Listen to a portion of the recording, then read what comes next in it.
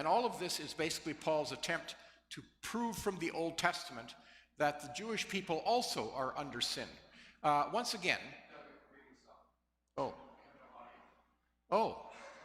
Okay.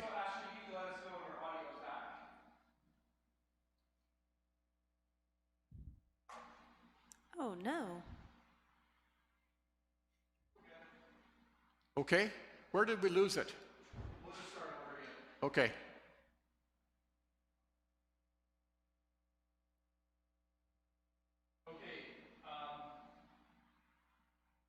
Are we good? I think we're good, right? All right, we're going to start all over again. Hey, everybody. Sorry for that. Welcome to the Anglican Parish of St. Paul. My name is Myron Penner. I am the rector here. We are in the Diocese of Edmonton in Alberta, Canada. We're very grateful that our deep freeze weather has finally lifted. Our polar vortex has lifted, and we're now just sort of hovering around 0 Celsius, give or take a little bit, depending on what part of the day it is. Anyways, it's great to have you join us for our Lenten series in conversation with Doug Herring. Douglas Herring has written a book that I think is very important and very timely called Resurrecting Justice, Reading Romans for the Life of the World. I recommend that you get on Amazon and buy it immediately. And we are having conversations with him about this book over the next few weeks of Lent on Tuesday evening, 7 p.m. our time period, which is Mountain Daylight Time. This book is focusing on the concept of justice as it works out in Paul's letter to the Romans. And so we are in our second conversation, and we will be speaking with Doug Herring about that. We also have the Venerable Jordan Haney Ware, who is with us this evening, as she was last Tuesday, and she will be having this conversation with us. And Douglas Herring is Emeritus Professor of Theology from the King's University. So welcome to the two of you to this conversation, and welcome to all of you who are streaming this live. We want to start by cleaning up a matter from last week, and I want to emphasize that you can comment on the Facebook platform, and I will see it. So if you have a comment for any of us or a question that you want part of the discussion, please put that in there. I will pick it up here on my phone, and then we'll all address that question, or whoever needs to address it will do that.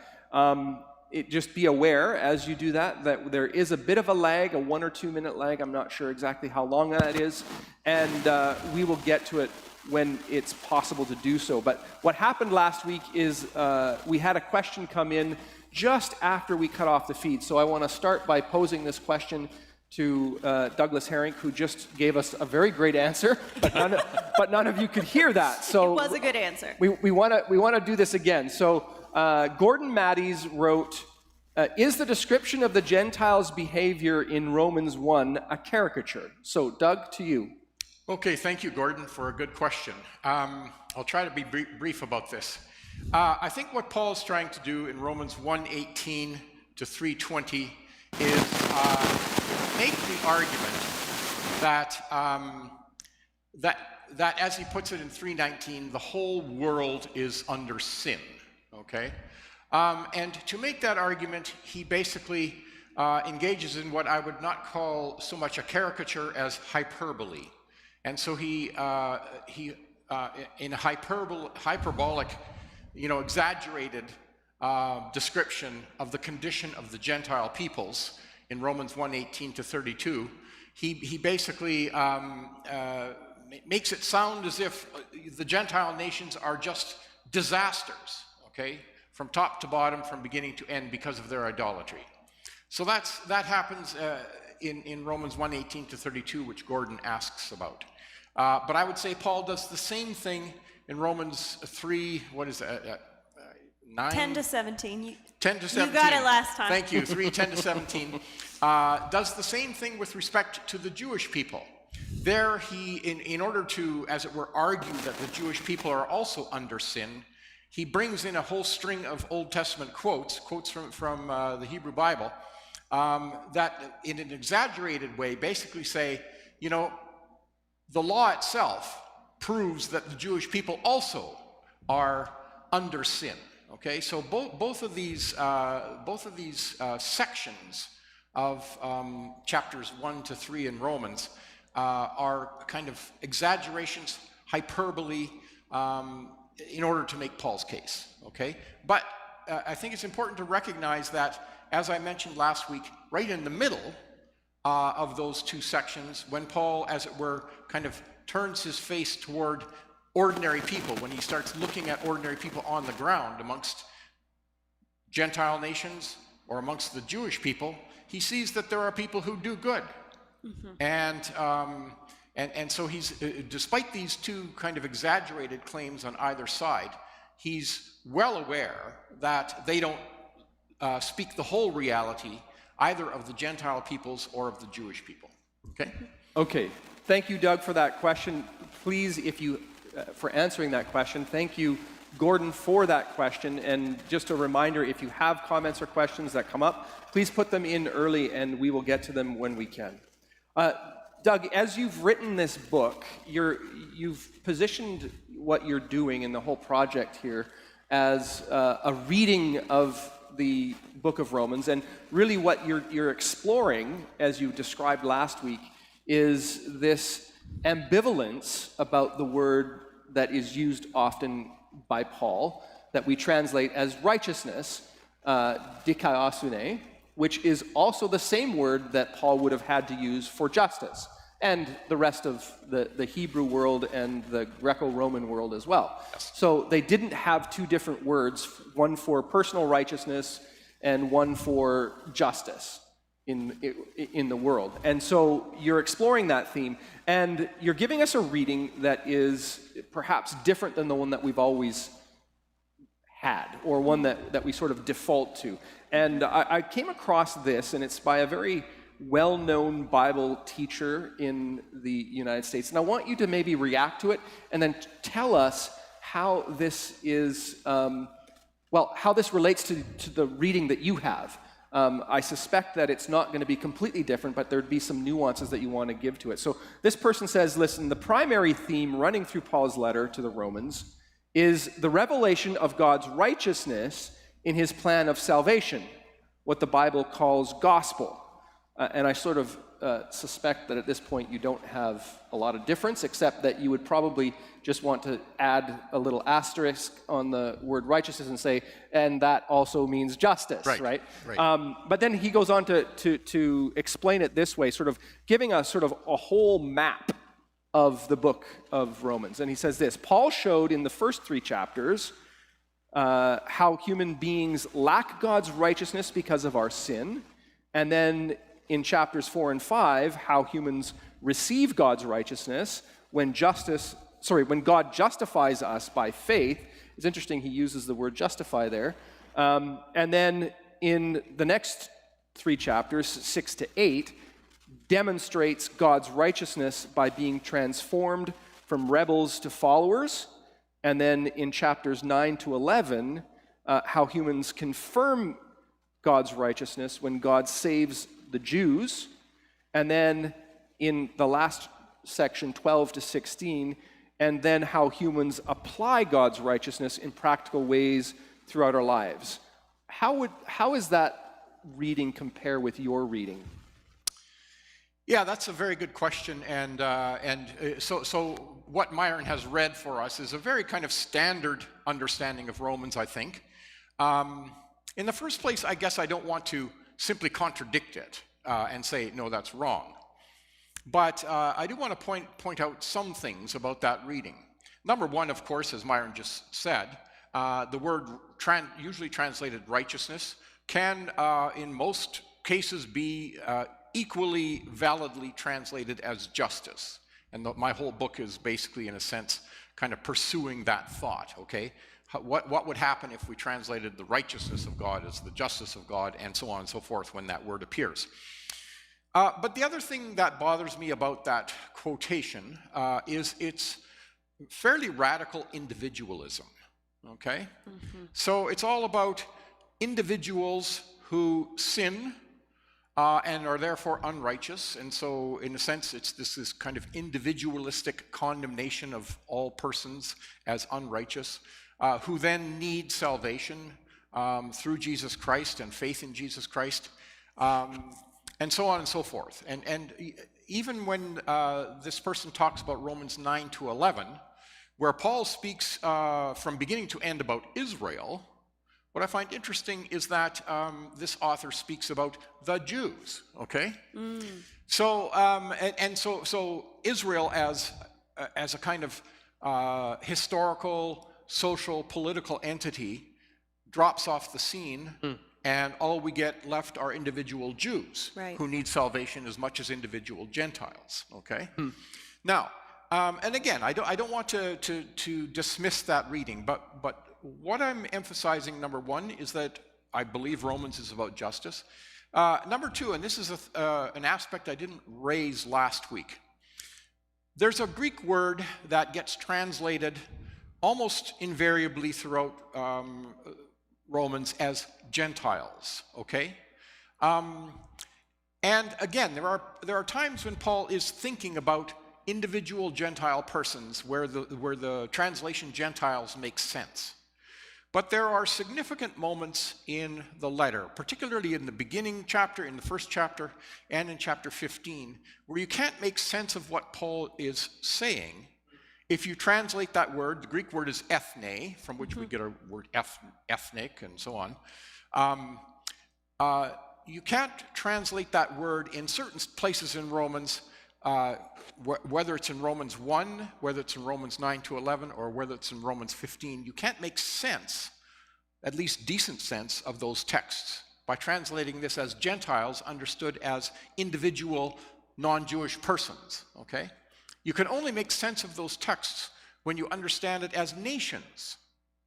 And so there are many places in my book where I render the translation of that word as nations, which, if you go back to the Old Testament and Israel's ongoing relationship with the wider nations, that word ethne is translated nation or nations, right? Ethnos is nation, ethne is nations. It's always being translated as those nations. So something that Paul is going to take up in the section that we look at this week, when he's talking about the promise given to Abraham, and it is that all the nations through you will be blessed. That's right. Right. That's right. And not the just salvation all that's being offered to him, and the Gentiles. promise That's right. concerns the nations. That's right. Right. I wonder, I was thinking about this last week. You know, you're an academic, but I'm a preacher, so I was thinking about what illustration would match kind of this distinction between righteousness and justice that you're making. And I offer this to you. I didn't do it ahead of time, so you may tell me, no, that's not what I mean at all. But so I'm American, as y'all probably could tell from my accent. And the cowboy boots. Well, and the cowboy lots of boots. Albertans wear cowboy boots, sorry. But so when I went to study abroad in the UK, they had to have kind of an intervention with us ahead of time, because in North America, the way that we mark our grades is you start at 100, and then they mark off for any mistakes that you make. Whereas in the UK, you start at 0, and they give you points for the good points that you make in your papers. Hey, I like that idea. So a 70 is quite a good mark, because you have earned 70 whole points, whereas from an American perspective, you're like, oh my gosh, that's not very good. I lost 30 whole points. And I think when we think about righteousness, especially individual righteousness, we often think that we're existing in this sort of purity, and any time that we sin, we're knocking points off of our purity. But when I think of the word justice, I think more about doing positive actions that contribute, again, collectively to my nation, to my city, my community. And so I think it's actually really important to orient our minds, same words, same Greek words that this author is mentioning, but to think more collectively and to think more about making a positive contribution of justice to that community, as opposed to this passive individual avoidance of sin. Yeah. Is that a reasonable analogy to make? Definitely. And now we're going to get to the whole question of what does it mean to do justice. But I think that's a good analogy in the sense that, well, you know, sin is things we do, but we'll get to this when we get to Romans 5. I want to emphasize this fact. For Paul, sure, human beings sin. They do sins. But what's far more important for Paul is that he understands sin as a power, like an active power in the world. And he personalizes or personifies this power, right? He almost makes it into a scientific law as well. Like yeah. you know, we talk about Newton's laws of nature Yeah. and so on, and he refers to, I find this law at work within me, right? Exactly, a law at work, Which is an organizing principle for or power. a sovereign at work. In Romans 5, he uses the word, the kingship of sin and the kingship of death. Okay, so it gains sovereignty. So I think what Paul, in the first instance, what wants to do with the language of justice is speak to a power in the world. Right. Now, that power in the world gets focused for Paul radically in Jesus Christ, and then radically also in the Holy Spirit. And we'll have to ask, okay, what does Paul mean when he thinks in terms of the power of justice in the world? Well, it's radically different from the power of sovereignty.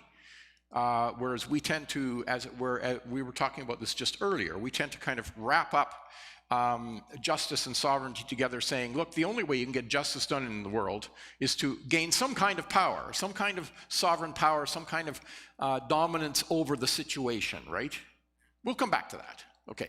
Okay. But what I want to do with respect to the quote is simply to say, we're deeply ingrained in reading really the whole Bible, but certainly Romans, very, very individualistically, as if somehow or other the only subject that Paul is addressing is you and me as individual persons, and not addressing a subject that is as big as the world, that is about nations.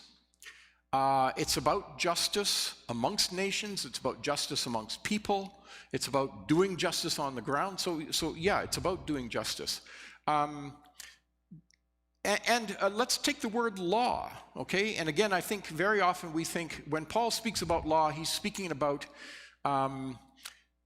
in particular, he's speaking about what Jewish people have to do to please God, okay? And of course, Paul says, well, Gentile people don't have to do what Jewish people have to do to please God. so we, once again, we have individualized this. Whereas I think Paul thinks law in terms of systems. So in terms of these large-scale patterns of life that sometimes gain kind of legal power over people, and so on and so forth. So Paul is thinking in terms of law as these larger systemic realities. And I think here again, we have to also then understand when Paul even speaks more specifically of Mosaic law, the Jewish law, and critiques that, implicitly and sometimes I think explicitly, Paul is also just addressing the situation of the role of law as such, not just for the Jewish people, but any nation's law and laws, okay? So once again, and I stressed this I think last week, Paul is aiming high in terms of the subjects he wants to address. He wants to address sovereignty. Well, the first thing Paul wants to address is divinity, the question of God. But he wants to address sovereignty. He wants to address law. He wants to address justice. He wants to address questions of the nations, sovereignty and law amongst the nations, and so on. And you can't get too far into my book without realizing that in some ways, this book is really kind of trying to fundamentally shift the conversation from what something like this particular quote that you read is engaging in, where it's all simply about individual persons and their relationship with God and their sins and their righteousness and those kinds of things.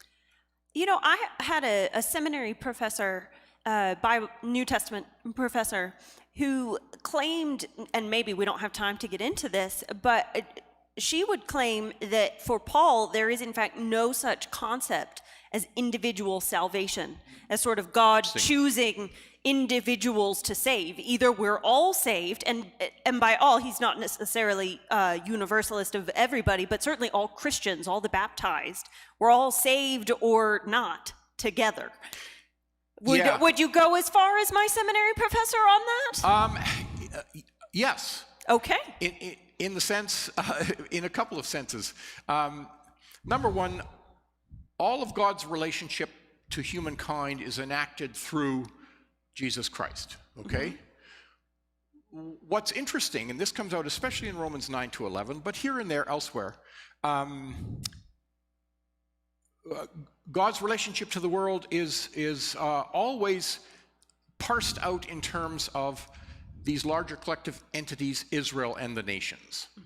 So you get right to the end of Romans chapter 11, not quite right to the end, but Paul basically gathers together his whole conversation there in terms of Israel on the one hand and the nations on the other hand, both being drawn into this, if you want to put it this way, universal salvation. But yeah, very much for Paul, salvation is about our participation in larger realities. Okay? Okay. Absolutely. Yeah. Yeah, and it seems to me, and I'm not sure if I'm saying something different or exactly the same, that for Paul, and in fact throughout the whole New Testament, and maybe even especially as you dig into Abraham's story and the story of Israel, that the individual never falls out of view ever. No, because never. it's always we are members of the body individually one at a time, but we are immediately brought into the body, and that's where we receive our identity, right? Yes. So I'm kind of reminded, if I can if I can be allowed to quote You Kierkegaard. can quote Kierkegaard. If you want. Yeah, you knew what I was talking. I mean, he Myron talks. always does. He talks of us having to repent ourselves out of our race, out of our ethnicity, out of our all of the conditions in which we are, and then we repent ourselves right back into them. Yeah. And so it's that thing that we might talk about at another point, where Paul uses that Greek construction hosme, where this as if not, live as if.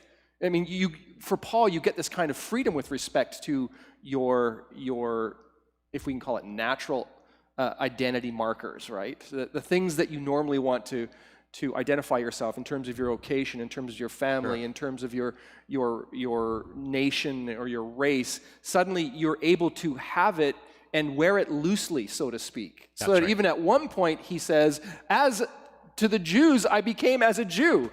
Not I became a Jew. Right. I became like. How does that work for Paul? You know, but we don't need to pursue that. Because I think that's going to take us away from. This will lead us, I think, into chapter 4. Okay, let's do that. With Abraham. You know, Abraham is an individual person, and yet Abraham, as an individual person, well, a lot of interesting things go on with Abraham. But as Myron says, in the first place, Abraham, I don't think he repents himself out of his homeland, as it were, but he's called out of his homeland. Okay, so all of those natural conditions which would have lent Abraham stability and security and prosperity and so on, God calls Abraham out of that. Now you could say Abraham repents himself out of that because he obeys God's call. Okay? Well, he does the literal repentance. He goes in the opposite direction. Right, That's right. So despite my criticism of individualism in our reading of Romans, of course, there is a kind of final and determinative sense in which the gospel is addressed to me Yes. and to you, and we must respond. Right. Okay, and here Kierkegaard is so good. I mean, you know, this response has to be fundamental. It has to be determinative. It has to be exclusive. It just has to be this radical commitment to the divine claim on my life.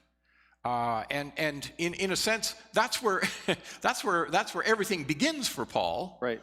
But But the vision that Paul wants to put out there is also far more than that. Yes. That's the point I want to make. It's And I think this far more actually complex. connects to your response to Asher's question last week, where he asked the very good question, so what is it in the community at Corinth that Paul is reacting to? Why did he write this letter? Yeah. And it's a head scratcher a little bit, because in other letters of Paul, it's relatively clear why he's writing, and there are things that come up, and he refers to, well, this brother and this person did this, but he's not doing that in Romans. And you made the point that he's writing to them because they're in Rome, and he's trying to write, in a sense, a global theology of their situation. Yeah. Like, this is what the actual power dynamics are in the world, and this is what the real really is. Yes. Like Rome, which was a dominant presence everywhere in the ancient world, even in the places outside of their walls. Yeah. They determined what was reality. They determined what was sovereign. They determined what was justice. They determined what was right. Yes. And Paul is saying none of that is true. The apocalypse of Jesus reveals that is not the determinative reality. That is not the thing that we are to allow to determine our lives. And in fact, the good news is that we're free. We're free from that. Yep. It's a kind of oppression. Is this then, we often speak of some of the other letters written by other authors, 1st and 2nd Peter, the Johannine epistles. We often speak of those as the Catholic epistles because they're not written to a particular community. Is this Paul's Catholic epistle? It's definitely a Catholic epistle in the sense that it's aimed at a universal picture, or at the real, as I put it. Universality is, universalism or universality, I think, is. Never mind. We'll leave that. We'll leave that conversation aside. Back to Romans 4. Because it tends to be kind of this eradication of difference. But I'd like to come to Romans 4, because actually we're supposed to be attending to Romans 4, 5, and 6 yes, today. We are. And I want to go to Abraham, because I think in some ways these questions are got at via the story of Abraham. So certainly for the Jewish people, I mean, they laid claim to Abraham, okay? He was their forefather. And this was particularly the case because Abraham was circumcised, and therefore the father of all those who are circumcised. In other words, he is the Jewish ancestor. They laid claim to him, okay? The fascinating thing, and so notice, by the way, and this gets to Jordan's question about collectivities. Abraham was understood to be, as it were, the representative of the whole collective of the people of Israel, okay? And the people of Israel were those people insofar as they participated in Abraham, if you want to put it that way. And they participated in Abraham via circumcision. Okay. So what's fascinating is that right up front in chapter 4 is that Paul basically locates Abraham amongst the pagans. The nations, yeah. Amongst the nations. Prior to being circumcised, Abraham trusted God, and God reckoned that as Abraham's justice. And as Paul says in Romans 4 verse 5, but to the one who doesn't work but trusts in the one who makes just the ungodly, to that one faith is accounted as, or trust is accounted as justice. Notice that Paul locates Abraham amongst the ungodly. And the ungodly, of course, if you go right back to Romans 1:18, those are the Gentiles, okay? They're the ones who, because of their idolatry, have descended into ungodliness and injustice, okay? Here, basically, Paul says, Abraham's original location, his original identification, his original home was there with the ungodly, okay? So God calls Abraham and makes his promise to Abraham while he is still a Gentile while he's still one of the ungodly. And Abraham trusts God, and God accounts that to Abraham as justice. Okay, Abraham's trust just is his justice.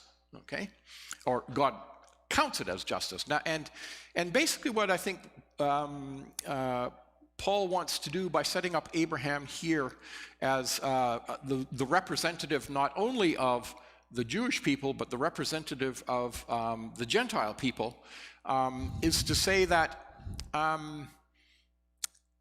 if you want to see the figure of justice, who is there, the figure of human justice, who is there as a figure both for the Gentiles and for the Jews, it is Abraham. And his justice is not something he had accomplished. His justice, in fact, was what, well, Paul says it was given to him graciously as God's gift. So what's interesting is that Abraham finds himself in justice before he begins his walking in justice, okay? Right.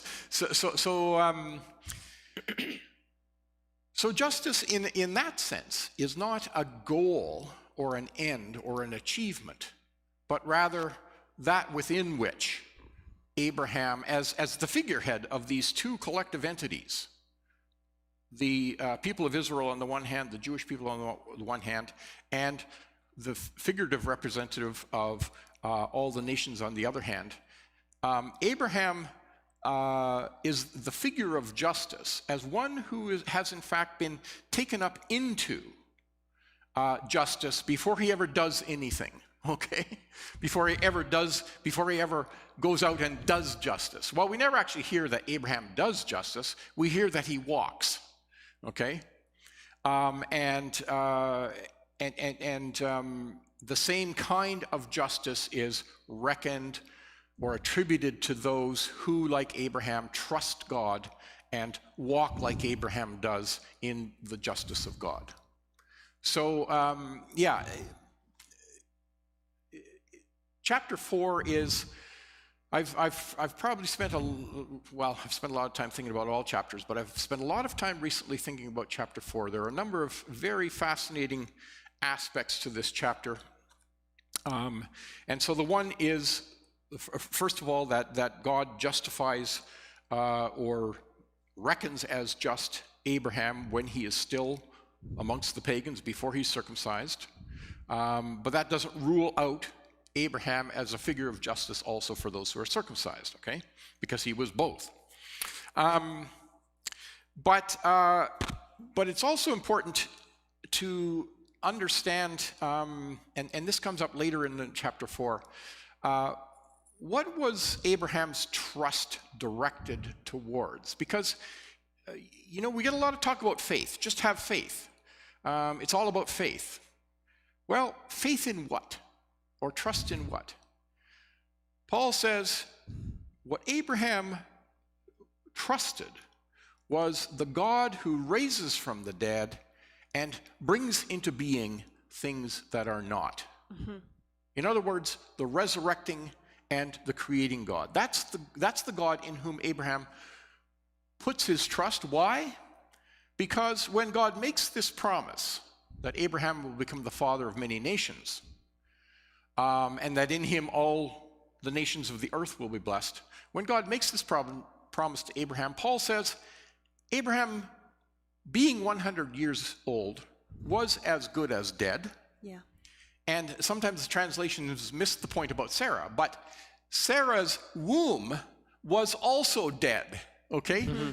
Paul doesn't use the bland word, she was barren. No, he says her womb was dead.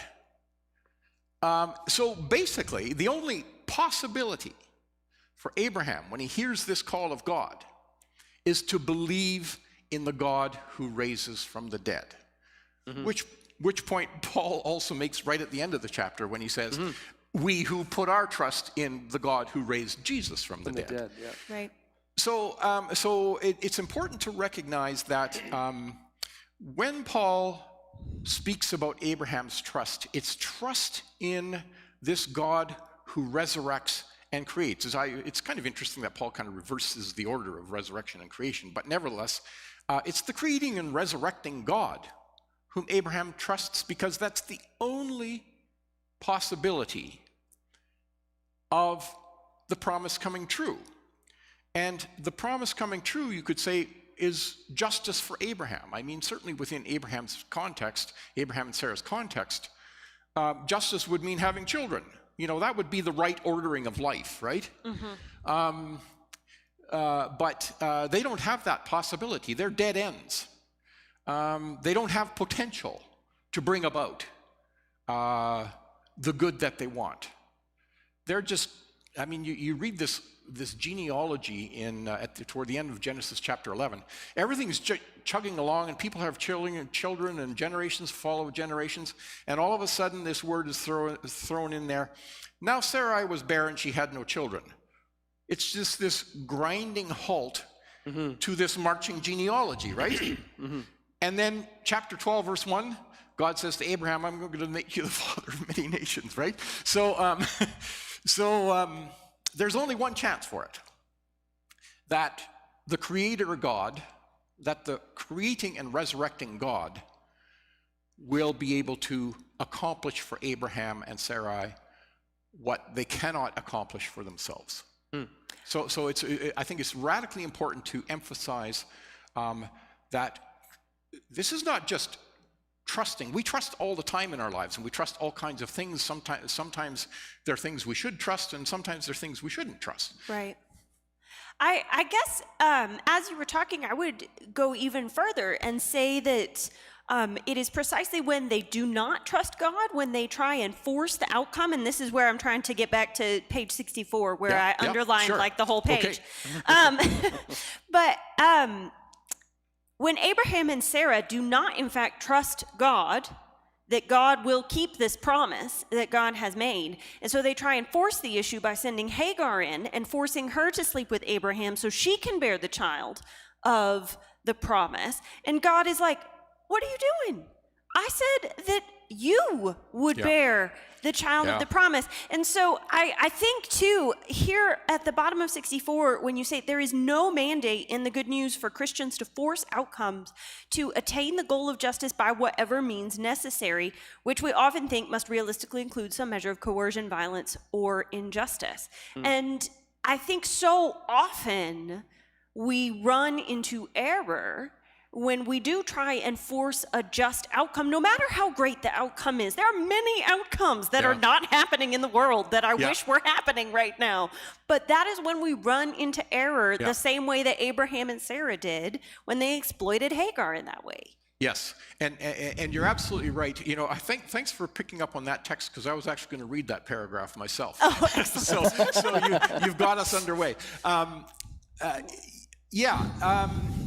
What's interesting, it is kind of interesting that Paul, again, rhetorically kind of passes over all these little glitches in the Abraham story, right? He does. He does. I was missing Hagar when we heard this passage last Sunday. He says Abraham was unwavering in his trust, and I'm thinking, there was the time. Okay, that's a bit of a sleight of hand, maybe, because as you point out, Abraham did make these bad judgments from time to time. Which God had to save him from, right? Which God had to save him exactly. from. But let me just carry on in that paragraph. Thanks for drawing our attention to that. Rather, trusting in God in the first place is precisely what draws us out of that kind of fateful instrumental thinking. That is, somehow or other, things have to be done in order for us to get to the outcome we want. Instead, it puts us on a slow and expectant journey. And here's where I'm talking about Abraham's walking, because Paul says we must walk in the footsteps, or walk in the walking of Abraham, okay? It puts us on a slow and expectant journey toward a currently unimaginable future, opened up by a promise from the God who creates new things from nothing and raises dead things to life. And that's where our confidence lies, not in our capacity to bring about, as you point out, bring about some kind of outcome by whatever means necessary. Exactly. Okay? Because, I mean, and this is why Paul emphasizes the deadness of Abraham and Sarah. In terms of the promise, they are dead. And all they can do is walk towards an invisible future, trusting that the God who can raise dead things to life will bring about this future. That's it. On this journey, we do the interim good, i.e. our walking, and walking has obviously different aspects to it. On this journey, we do the interim good that is given to us to do, knowing that we lack the capacity or potential to secure the big outcome. And of course, the bigger the outcome, the more power you need in the world, right? Right. But I think this is also useful going back to the first paragraph on that page, because it would be tempting for either us or maybe for non-Christians looking at Christians to think that then we're let off the hook from doing justice. Right. And what you're saying is, no, we are responsible for doing justice, but not for achieving justice. Yeah. Is that a distinction that I think you could make? I guess I would, again, I find nowhere in Paul the words do justice, which is kind of interesting. And I think it's precisely because Paul wants to avoid the notion that somehow or other we have a concrete vision of what justice looks like, and that we and then working back from that, we make all kinds of plans about how to achieve that goal. Okay, Paul is serious about the thought that God gives justice, and God gives that justice not as a future outcome. I believe that's also true, although I do make the point here that that Paul never resolves Abraham, the promise and Abraham's walking with the words that, and then Isaac was born, okay? Paul doesn't resolve that walking toward justice, because in one profound sense, justice has already been given to Abraham.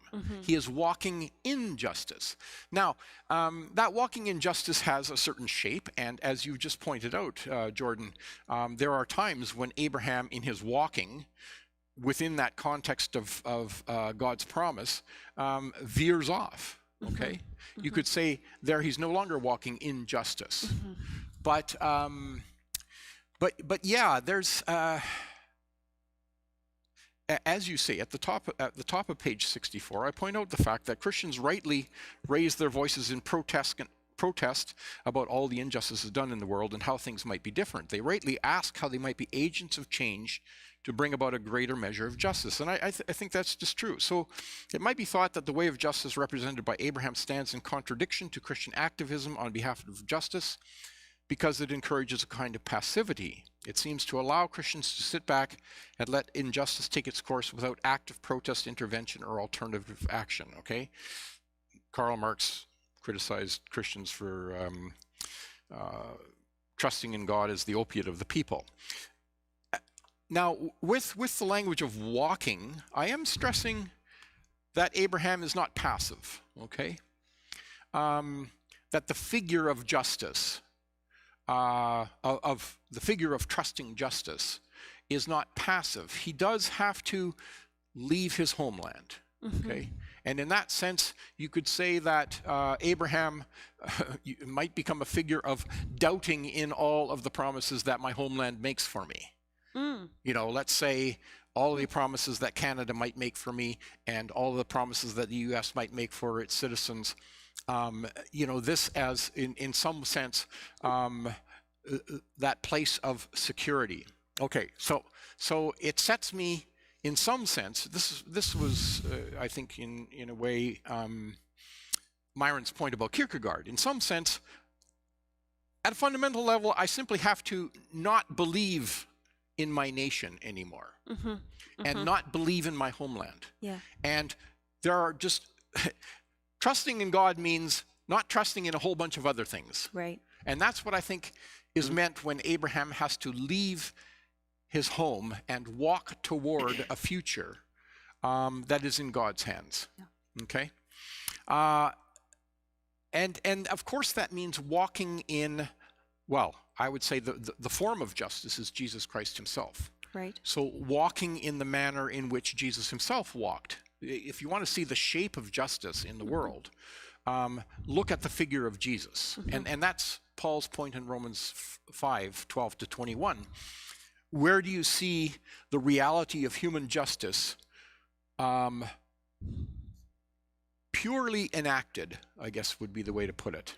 And that's in the figure of Jesus. And that's where I go through a long discussion of the temptations of Jesus and how he refuses that kind of typical political vision. I want to do good in the world. I want to do good for my people. Jesus is fundamentally an Israelite. He's in solidarity with his people Israel. He loves his people Israel. He weeps for his people Israel. He wants justice to be done for his people Israel. I think Satan in the temptation taps into those deepest feelings of Jesus for his people Israel and the need for justice and says, I know how you can make this happen. Yeah. Okay? Gain political power. When you have that power, and here's a few ways in which you can get it, when you have that power, you will be able to do for Israel what you want to do for Israel and what Israel wants you to do for them. The temptations are real. They're not fake for Jesus. Jesus is passionate about justice for his people Israel. And he is radically passionate about his loyalty to God. Okay? God will set the path for Jesus about how to be Israel's Messiah, how to be its king, how to be its sovereign, how to bring about justice for and in Israel. Yeah, I think we saw that reflected this week in our lectionary, where we had the Old Testament reading is from Genesis, and it involves the Abrahamic covenant that God makes. Mm-hmm. Then the New Testament reading was from Romans 4, and then the gospel is from that passage where right after Peter has proclaimed that you are the Messiah, Exactly. Jesus then, it says then, and it's sort of from that time on, he began to explain to them very clearly that the Son of Man must suffer, be rejected, be killed, and be raised again. And Peter takes him aside and rebukes him. And I was puzzling over the phrase Jesus says, "Get behind me, Satan. Yeah. You do not have in mind the things of God, but the things of, you don't have in mind divine things, but human things." Right. And this is following right on the heels of the temptation. Exactly. Right? And what he's saying to him is that you are asking me to reenact the sin of sovereignty, which is what I think we need to move into next in chapter 5. Yeah. Sure, because that's the point, really. And maybe explain what the sin of sovereignty is, because I just kind of threw it out there. All right, yeah, I appreciate that. The whole, in each of the synoptic gospels, the first three gospels, Matthew, Mark, and Luke, that is the turning point in each of those gospels. Yeah. Because Jesus has done all kinds of wonderful things up to that point that in some sense convince Peter and the disciples that he is the Messiah. This is the one who will do what we're hoping a Messiah will do. He'll do justice. Exactly. Yeah. And you think, well, it's very cruel of Jesus to say to Peter, "Get behind me, Satan."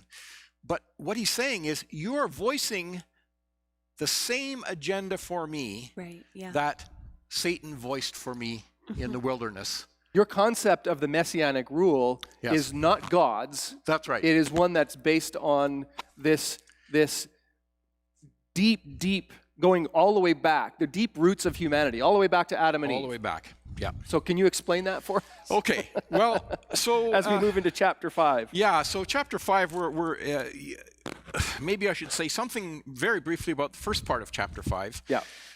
Because I connect chapter 5 to chapter 4 in my book, the first part of chapter 5 to chapter 4, because I believe that, the justice that God gives Abraham and the justice that God gives us through trust ultimately is the path of reconciliation between human beings and nations. I'll just put that out there. If you want to see how I get there, you probably have to read my section of the book on that. But Paul says right at the beginning of chapter 5, we have peace before God. Okay, pros. A lot of people translate peace with God, and again, that's very individualistic, just thinking that somehow or other now I'm at peace with God. But the peace before God is a peace before God that is, it's there in the cross of Christ, who is reconciling,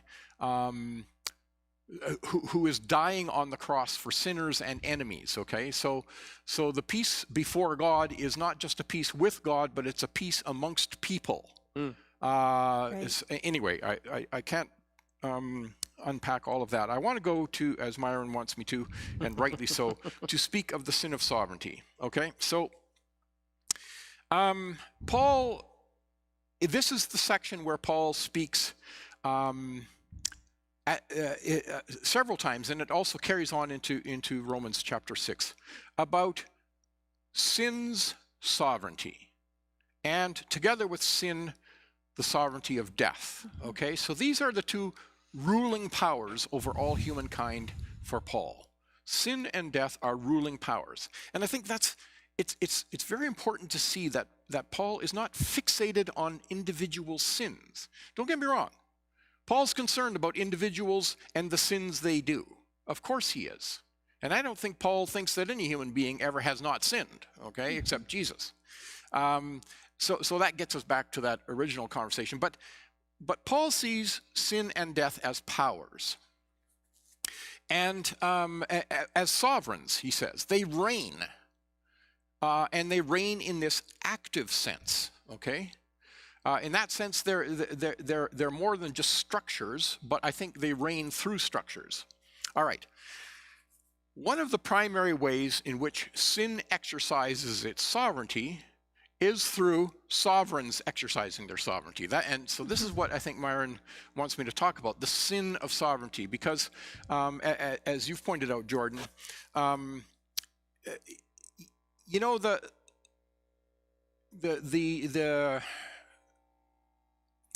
well, it starts in Genesis chapter 3. Mm-hmm. When the human beings disobey God's voice and take what is not given to them, they become, they devolve immediately into a hierarchical social structure, okay? Right. So in Genesis chapter 3, some people take this as a mandate that man should rule over woman. It's not a mandate. No, this is the curse. That's okay? the curse. It's a description of a material condition that comes as a result of the curse. That's right. Which Jesus Christ has abated. Yeah, exactly. So, all right, we're all on the same page. So immediately after eating of the fruit of the tree, we all of a sudden get what was supposed to be this kind of flourishing, it's called dominion or rule over the creatures of the earth. And if they're ruling as God rules, that could only be for the good of creatures, right? Yeah. But we immediately get after that the man ruling over the woman. In other words, we get this devolving into these hierarchical structures. And Paul says, you know, that's the moment at which the sin of sovereignty enters. And people begin to dominate one another. Yeah. Some human beings claim rights and authorities and power over others so that they might serve them. All right?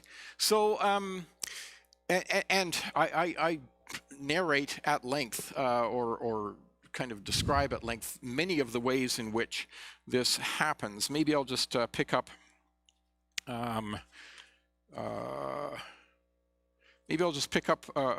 page 75 here quickly, where I provide a bit of a description. The sin of sovereignty is particularly manifest in the political, social, and economic realms. Sin co-opts the powers of the world to its cause, and they become its primary instruments of injustice. Emperors, kings, tyrants, warlords, governors, presidents, and prime ministers, armies, nations, states, classes, and ethnic groups, global corporations, banks, industries, media, and the market.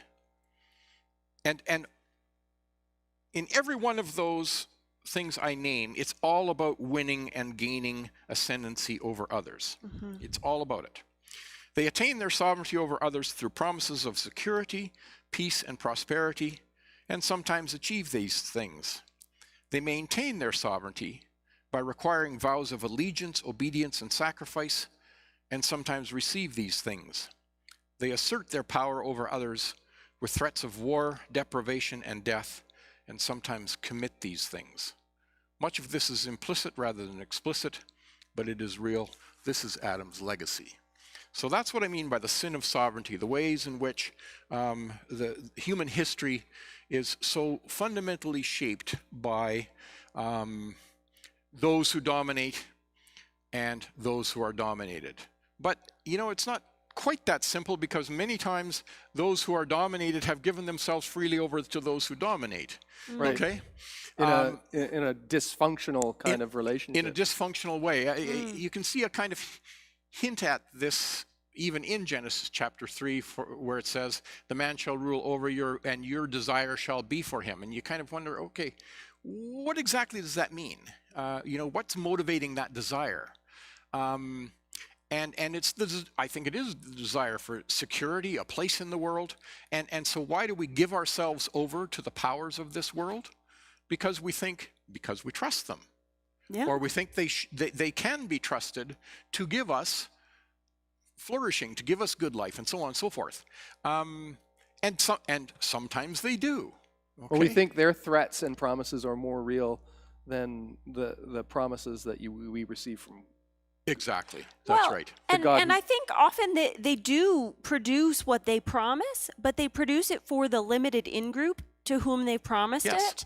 And we're willing to pay the price of abandoning this other group of people. Absolutely. And I think certainly in Jesus, and I would say that Paul reflects this understanding of Jesus, that nobody is left out. And that's in fact the whole point of the whole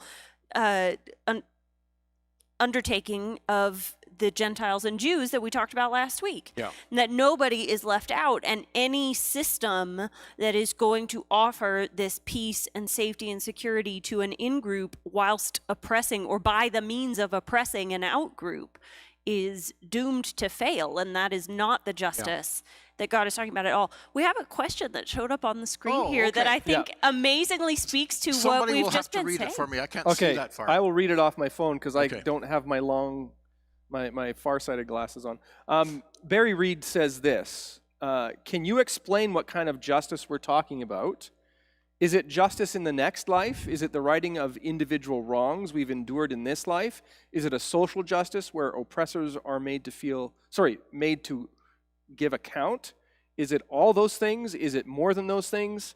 It's a really good question. Yeah.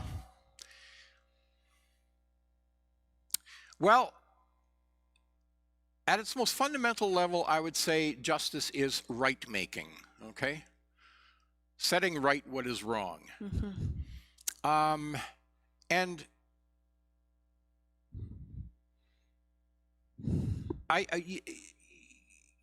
yeah. How do we set right what is wrong? I guess we could ask even the bigger question: what is right and what is wrong, right? Yeah. And that itself varies depending on where you are, what your social location is, what nation you belong to, who you think the powers are, and so on and so forth, or whether you're in power or not. I mean, right and wrong, unfortunately, as postmodernity has revealed for us, is very much often, I would say, very much about power relations, okay? And who gets to decide what's right and wrong. So maybe at the most fundamental level, and this might get to the heart of the issue that we're talking about here, at the most fundamental level, setting right what is wrong requires that the one who is truly right, or righteous, or just, comes into the situation. okay? And this is what the incarnation is all about. Enters into the situation to make right what is wrong. And I think this is the fundamental meaning of the gospel, is that entering into the situation means entering into the very bottom of the pit. Okay? Mm-hmm. So I mean, Jesus is crucified. In other words, he comes into the human situation, but he doesn't just come into the human situation. He takes up the form of a slave, and ultimately he is crucified, excruciatingly, but probably more importantly, shamefully. In other words, there's no greater revelation that he has entered into he has gone to the bottom of the heap. Okay. So how does that make anything right? To be crucified? Well, number one, God, by the Spirit, pours out the power of resurrection life on the dead body of Jesus. Okay? So you could say, how is justice enacted on this one who went down to the very bottom of the situation? Well, God's power of resurrection life is given to him. And you could say the same with Abraham and Sarah. I mean, I wouldn't say they were necessarily poor, but they had no future, okay? Within the context of the time, to be childless was effectively to, not be right. So God right makes them with his promise, except that it isn't just the result. God says, already,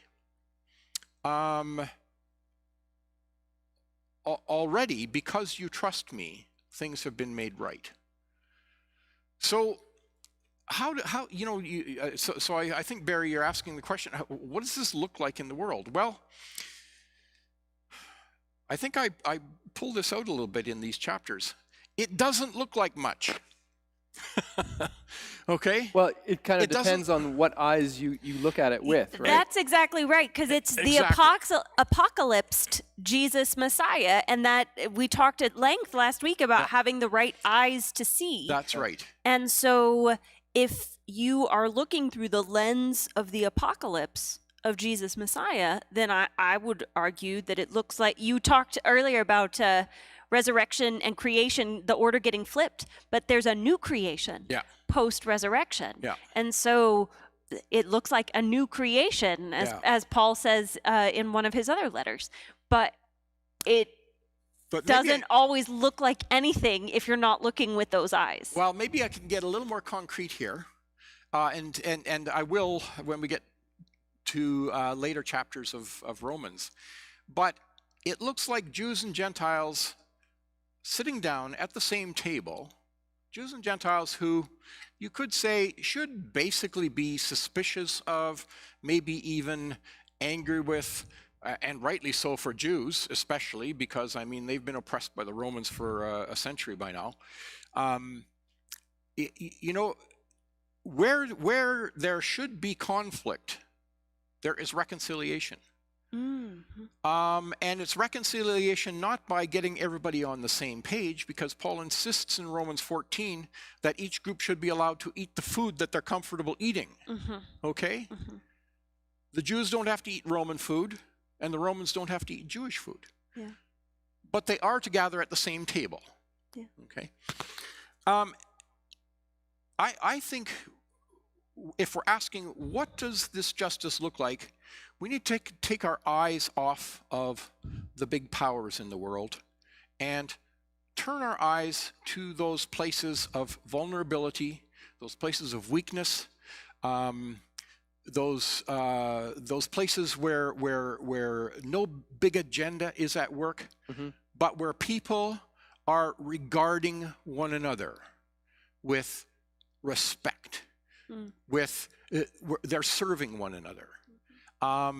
They're there for one another. They're building one another up. Okay, and you know, the higher you get up the power chains, the less that kind of thing happens, because even if your basic concern is to make things right in the world, this will require that you step over people.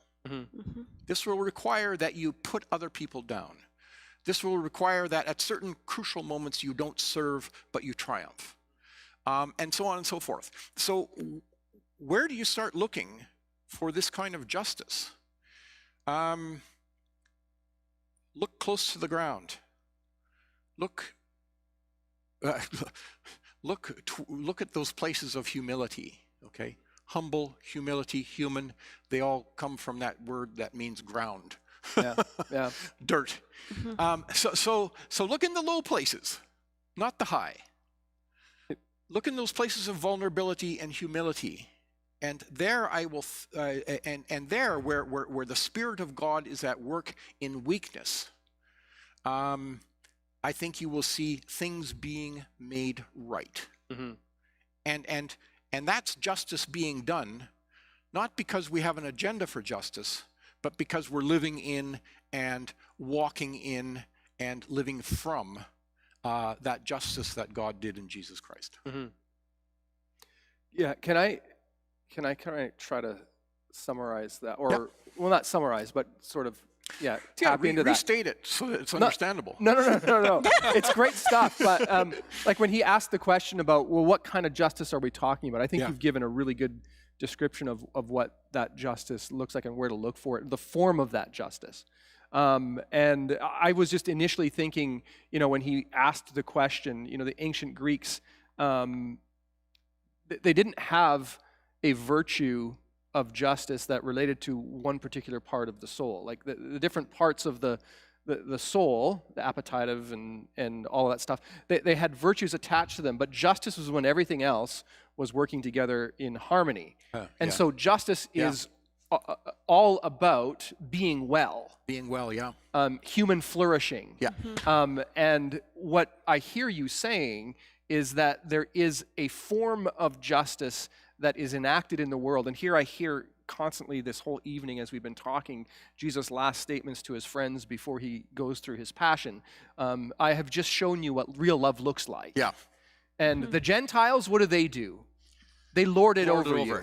You are not to be that way, right? That's right. And so there's this way that we think justice has to come about in the world. So there's that well-being, whether we call it the American way of life or we call it liberal democracy, whatever it Pax is. Romana. Whatever it is that we think it is, it cannot come into the world the way we have always done it through our sovereignties. And so you're saying stop looking for justice in the ways that we've looked at it. Paul is saying justice does not look like the great spectacular programs of Rome, which created peace around the world. It doesn't happen through American democracy and its efforts to quell communism. It doesn't happen through communism as in its efforts to elevate the people. It comes in these small little places because those other programs are just simply means of perpetuating injustice in the ways that you have mentioned, Jordan, where you have said, there is there's inevitably these people that get pushed out to the margins, and in some cases just flat out, in some systems, just get executed. I mean, I think of Stalin's pogroms, Nazi Germany's, systematic genocides, and genocides that are taking place right now in Ethiopia and in Nigeria, and they're like, but those are not the ways in which goodness and well-being and human flourishing happens in the world. And so it's a bit of an elusive concept, but you've given us a real concrete way to sort of tangibly identify it. It comes to us in exactly the same way that Jesus came and brought goodness and wellness and flourishing, or the possibilities for these things. And I actually had thought of this earlier today. What kind of life does Abraham live according to Romans 4? Well, in the end, he lives a human life. Okay? What in the end is justice for Abraham? It's turning into a human being. Right. And Romans chapter 5 verses 12 to 21 says, here is the human one, because of course Jesus is spoken of there as the second Adam, or as Adam redone. And so we look at Jesus not as, in Romans 5, not as this divine figure, but as this human being who enacts true humanity. And he enacts this true humanity as obedience. He enacts this true humanity as honoring God, as faithful to God. Philippians 2, as not grasping after divinity or divine power in the world, but emptying himself. And so I like your reference to justice is not a separate virtue of the soul.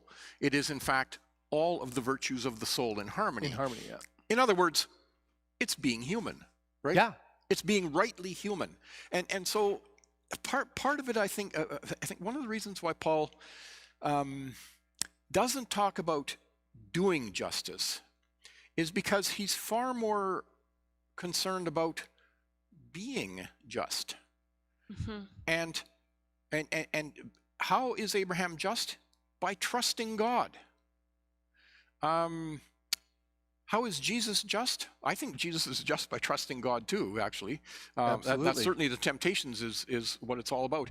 But maybe it's better to just say, how was Abraham human? How does he display for us the right way to be human? Well, it's trust. Well, and I wonder too how much it is not just being human in ourselves, but recognizing the humanity of others. Because some of these genocides that we have mentioned this evening, they come specifically from denying the humanity of the people who are being genocided. Yeah. And when you were talking earlier about where do we look for justice and it being in these places of humility, I love that your mind was taken to the Last Supper, Myron, but mine was taken to the Transfiguration. And thinking about Jesus in all his glory on the mountain, and Peter is like, well, we should stay here in the glorious place. But then when they come down the mountain, there's this little boy possessed by a spirit. Interesting, yeah. And Jesus, his first act after the Transfiguration is to heal and liberate and set free this boy. And so Jesus's glory is not found in the shining white clothes on the mountaintop. Jesus's glory is found in this below place, like you were talking about, the lowest place imaginable, and where the hurtingest people are. And so yes, I do think that it is about recognizing our humanity, but sometimes, again, I worry in our sin we're going to focus on our humanity at the expense of others. So it's about recognizing other people's humanity as well. Well, it's about recognizing the humanity of Jesus in the crucifixion. Yes. And for the Gospel of John, it's about recognizing the glory of God in the crucifixion. Okay, so at this point of radical vulnerability and weakness, if we're saying what is a true human being, should I look at my friends? Should I look at the people like me? Are they the measure of the human? What's interesting is that once again, the whole gospel, whether it's Paul's or John's or the Gospels, get us to look at that place, Isaiah 53, where we think there's no human being there. There was nothing about him that we should admire or look at or think, wow, isn't that something wonderful, right? Yeah. And there is humanity revealed, and there is divinity revealed in the cross. And so our eyes always, I think you're right, Jordan, our eyes always have to be turned to those places where we think people are not truly human and say, well, there's a human being, okay? The person on the street, living on the street, there's a human being. How do I know that? Well, because Jesus lived on the street, okay? Yeah. The truly human one lived on the street and in fact manifested his humanity in that way. Amen. Okay? We had another question come up from Jason Hesiak, and then he quickly, well, I'll read what he said. So first of all, he says, so does that mean that our common ideas of quote-unquote individual righteousness and quote-unquote social justice are or represent what you referred to as agendas? And then he said, okay, I think Myron just answered my question, LOL. But did I answer the question? Would you say something more? Well, It can be. well, and what is an agenda? It's how we enact them, isn't it? Yeah, it's agenda is that something that must be done, right? Right, but it's all. I mean, the way I would respond to that is they absolutely can be. It's all a matter of that pivot that we make as to whether we have in mind the things of God or the things of Exactly. of man. And so it's whether or not I'm all about achieving the outcomes, Right. or whether or not I'm about faithfully following the Spirit and doing. I love how John portrays Jesus in his Gospels, because he basically is saying constantly, I only say those things that my Father tells me to say. I'm only doing the things I see my Father doing. Right. Like I'm like, it's like he's driven by the Spirit Right. to just simply do those things, and he's not worried about outcome. He's not worried about Yeah. the things that, but he's very, very deeply concerned for all of the things that we've been talking about tonight, like Absolutely. about the welfare and the well-being of those who are being pushed out. And I mean, it's utterly obvious from how he lives his life. Absolutely, He's concerned for the ones that are suffering and who Yeah. are sick, and loves his people Israel desperately, and believes that they are heirs of a promise, that God is blessing all of the world through them, and so on. It's interesting, and here if we just think more personally and individually, Jesus doesn't lay agendas on the people he encounters. Even agendas for personal righteousness. Okay. Nope. Except for stop hurting people. He does. well, he does tell the Pharisees to stop hurting people. Yeah, to stop putting heavy burdens on people's backs. Don't do that. Yeah.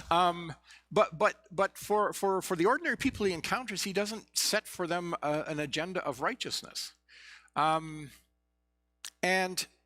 I think in the temptations, Satan sets an agenda for justice for Jesus. Yes. That looks like the agendas for justice that any good person going into, seeking a position of power might say, yeah, I want to bring about some kind of socioeconomic welfare for my people, okay? I want to show the people that I have, the authority to do that. And maybe I can even extend my empire of goodness. I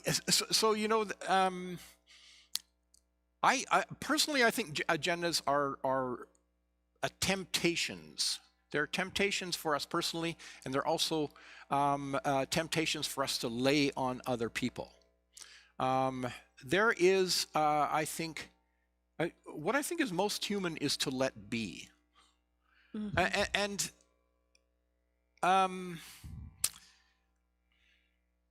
And again, there's so much wrong in this world. I was going to say, does that not privilege the status quo? Well, it does. Okay. It doesn't privilege the status quo, but it does acknowledge that the status quo is in the grip of powers over which we have little to no control.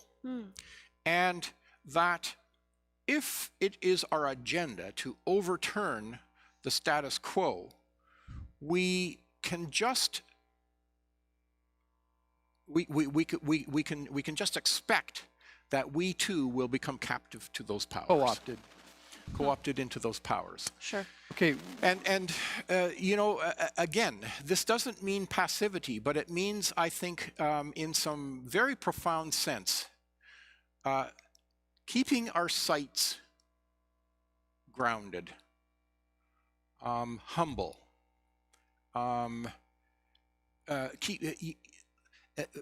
allowing. I mean, to a certain extent, and here we just have to say that Jesus allowed the Romans to continue to rule Israel. When he could have, as the second temptation suggests, had multitudes of angels to effectively enable him to do his political job. So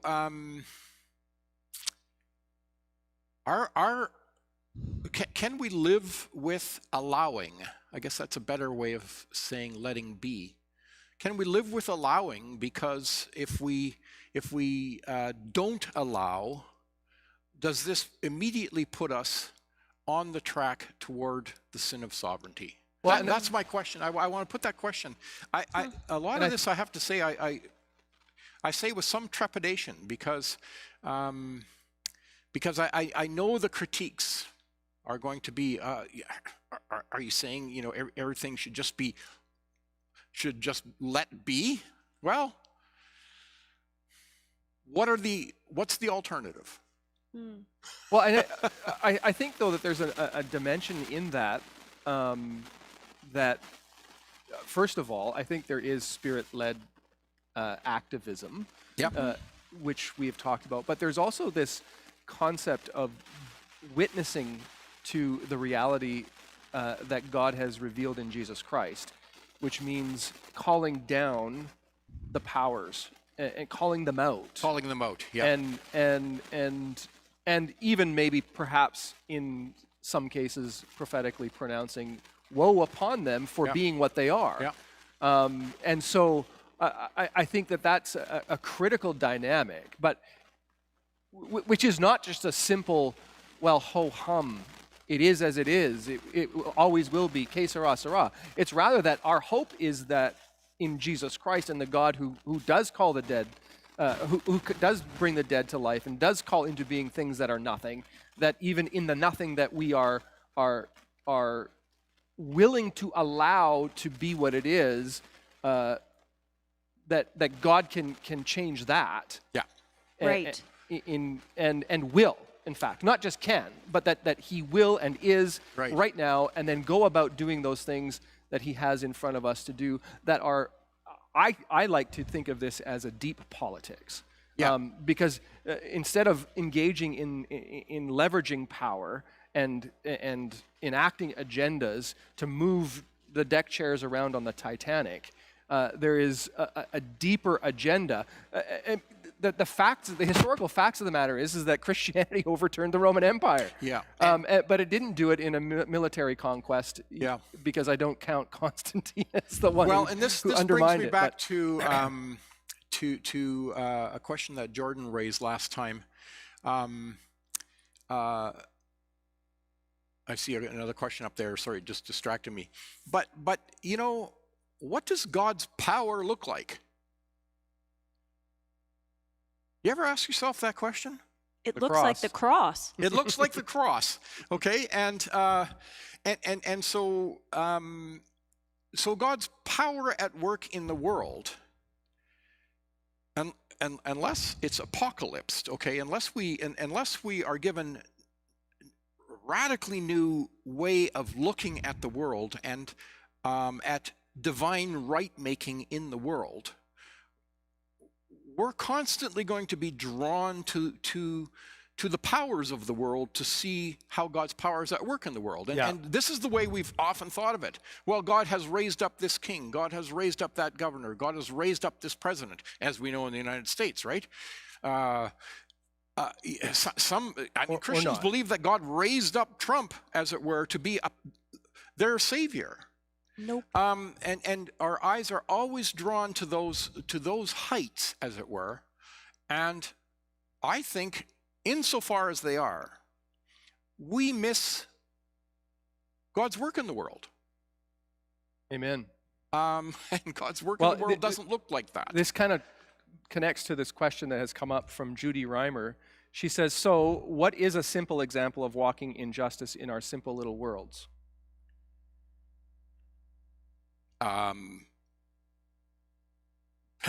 Loving your neighbor as yourself.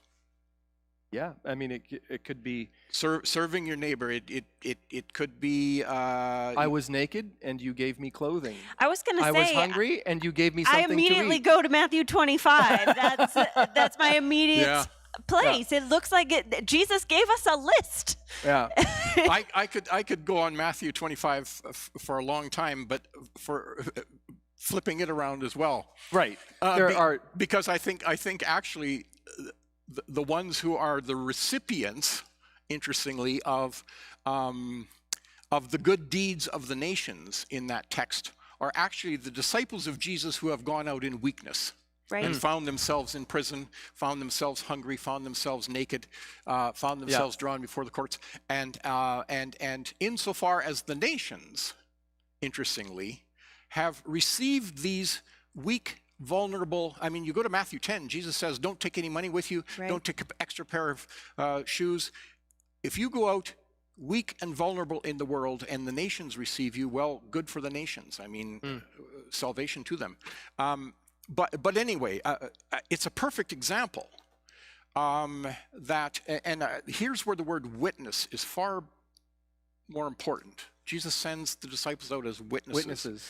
Witnesses to the divine act in the world, which is manifest radically in the cross of Christ, where God gives himself to us. So to Judy Reimer's question, what does it look, where are those places where you're giving yourself to your neighbor? Where are those places where you're giving yourself to those in need, or to whoever is standing in front of you? Who is my neighbor? That person. Well, that person to whom you are neighborly. I mean, in that passage, Jesus is responding to a question, who is my neighbor? And he tells him the story of the Good Samaritan, and he ends it by saying, so, I ask you, who was the neighbor? Yeah, exactly. Exactly. It's not about you being a good neighbor, it's about who's showing up. Well, and I think that the weakness that we keep talking about in the crucifixion, in God's power made perfect in weakness, and in all of these examples, that justice is not found in what we traditionally consider to be power, ever. Right. Even if people are using that power to do what we might consider to be good things. Yeah. And justice is rather found in weakness, and that can be allowing yourself as a witness to be the recipient, and it can also be in being in charity and love with your neighbor, but not from this sort of the word charity has gotten kind of co-opted, I feel. And so it's not like, oh, well, I'm giving out of my abundance to you poor, weak little person, not to materially change your conditions, but so that I look good, right? I'm thinking when you are perhaps even making yourself weaker to share with your neighbor so that they are less weak, that is a place where there is justice that's happening. I would call charity receiving and giving oneself, receiving another and giving oneself in grace. Amen. In gracious. Okay, you know, I think we have to kind of wrap this up. Okay, one last word that I forgot. So so we'll wrap it up. I'm sorry. Yeah. We didn't get to chapter 6. We didn't. And maybe we can start next time answering the question, you know, what does baptism have to do with justice? Okay. But, that's a good question. Thank you to everyone who has tuned in with us and stuck with us. Some great questions from the interwebs out there. Thank you, Jordan, for participating, and Doug for sharing your thoughts and sharing yourself. This is maybe perhaps your own little act of justice as well. So thank you for that. We will be doing this again next Tuesday night, 7 p.m. Mountain Daylight Time. Please tune in, same time, same